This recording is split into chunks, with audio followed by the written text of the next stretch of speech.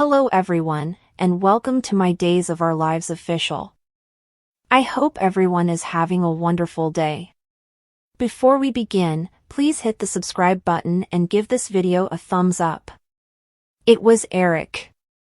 Tate stated he was the intoxicated driver who killed your dad. Holly said with a whisper, "You're making this up." Tate assured Holly he would never be untruthful. Holly asked Tate how he had discovered the truth, tears welling up in her eyes. Tate said that as a young child, he had heard his mother talk about it with his grandmother. "Why didn't you tell me earlier?" Holly inquired. "I assumed that you were aware. You never discuss how your father passed away. All you talk about is how much you wish he was here and how much you miss him. Never about the mishap," Tate remarked. Holly felt so overwhelmed that she fell on the bench and wiped her tears. Nicole had informed Holly that the driver had passed away on the same day as Daniel, Holly clarified. Holly said, "It's unbelievable that she misled me about this." Holly sat with Tate beside her, and he reassured her that her mother had probably tried to keep Holly from finding out. "Much as Mom desired for me to relocate to Paris in order to keep me safe from both you and EJ? Did she fail to explain that I would be sharing a roof with the man who killed my father?" stated Holly. Nicole, Holly claimed, constantly went above and above to keep Eric safe. Tate remarked, "Holly, you know my Uncle Eric is a really good person." Holly flinched. "I've heard he felt awful about what he did." Tate claimed that he was tormented. Was harassed? In the past tense? Holly remarked sadly, "I'm so relieved he was able to move on with my mother and their adorable new baby after killing my dad." Tate contended that Holly was aware of Eric's lack of callousness. Holly screamed at Tate to stop standing up for Eric, frustrated. "Certain things cannot be justified." Holly countered, "Like your uncle killing my dad and Brady running Sarah over and leaving her lifelong crippled." Holly requested Tate to stop as he was making an appeal to her. Holly stated, "I need to be alone right now." Tate shot back, "I don't think that's a good idea." Holly turned her back on Tate and called for him to get out of her way. Tate nodded and promised to be there for her should she need him. Tate left, and Holly started crying. Holly pulled up an old story about Eric's arrest and her father's accident on her phone. "Oh, my God. It's accurate," Holly muttered. Holly was upset that nobody had revealed Eric's secret to her. "Holly?" Eric yelled as he got closer. Eric's smile vanished when Holly gave him a glare. Maggie bemoaned to Justin in the Kiriakis' home that Brady had not contacted her after his relapse. Justin remarked, "I guess because he didn't want to be judged. He is aware that I would never do it. Sponsors are impartial. All they do is help you," Maggie remarked. Maggie clarified that although she had told Brady she would assist him if necessary, he had not gotten in touch. Brady's decision to drive while intoxicated and abandon someone at the scene of an accident was seen unusual by Maggie and Justin. "The Brady I know would have hurried over to help Sarah as soon as he got out of that car." "Justin is a good man," Maggie remarked. "I concur." However, despite his inability to recall punching Maggie, he admitted to the act, according to Justin. Maggie felt reconnected. "Hold on. Does he not recall striking Sarah?" Maggie inquired. According to Justin, Brady could not even recall getting in his car. Maggie, perplexed, questioned Brady's confession. Justin gave a shrug. Justin remarked, "I just know that he is determined to enter a guilty plea." "Maybe it wasn't him." Maggie replied, "Justin, I can't help but wish that Brady could prove to be innocent in this whole thing." Justin exclaimed, grateful and forgiving, about Maggie. "If I were in your position, I don't think I could be either," Justin remarked.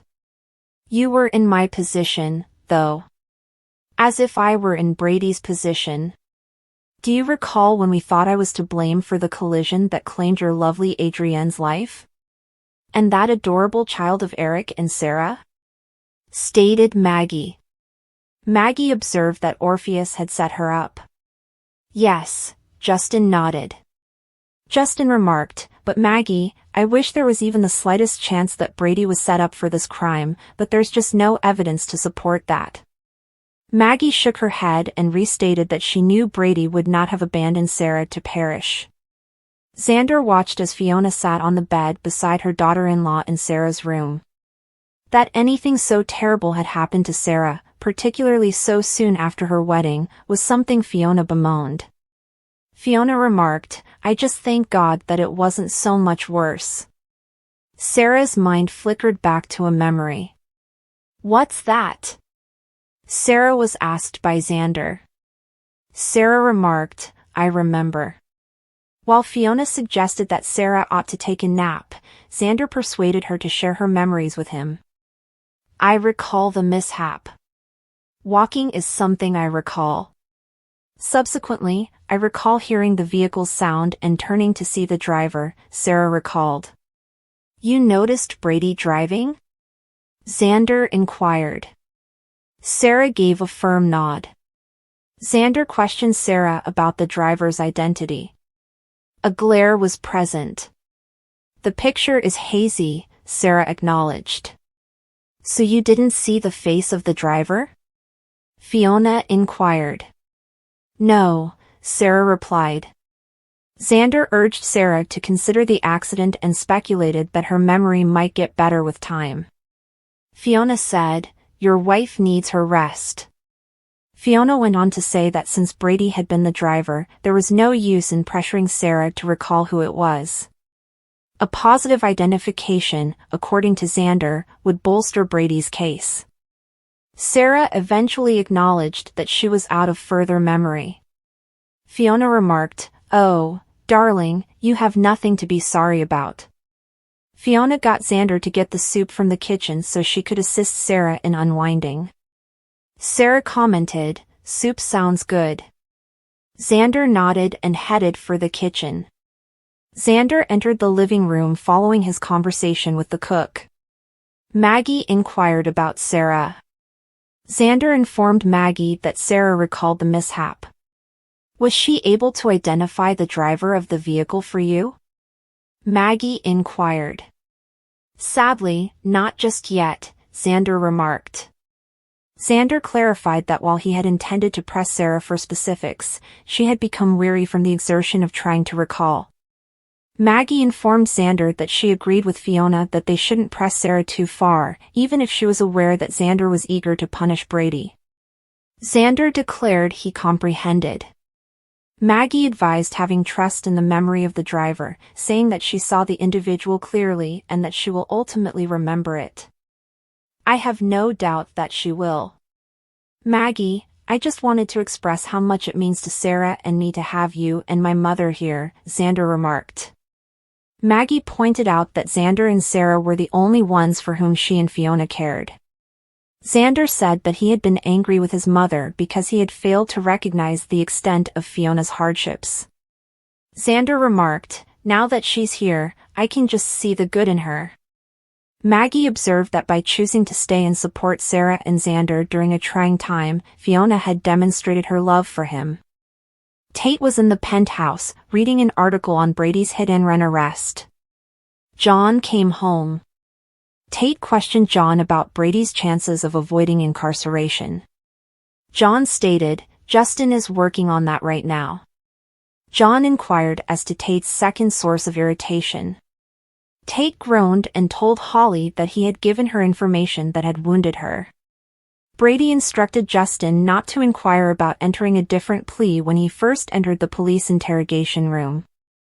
There won't be an arraignment, so I'm not here to talk about it, declared Justin. EJ entered. EJ hissed, Get him out of here, Justin, before I change my mind. Brady questioned what had happened, seeming confused.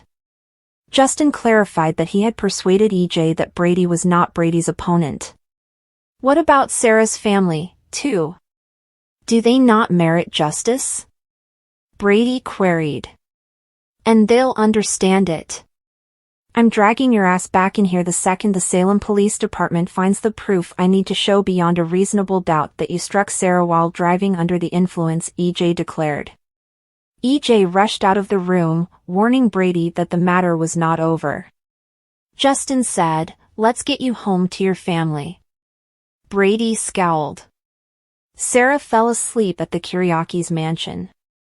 Until Fiona was certain Sarah had fallen asleep, she hummed a lullaby. Fiona grabbed a cushion and raised it. Fiona muttered, "Please forgive me for what I'm about to do." As Fiona shifted the pillow in Sarah's direction, she fell asleep. Thanks for watching. If you like this video, so please don't forget to subscribe my channel and don't miss any update.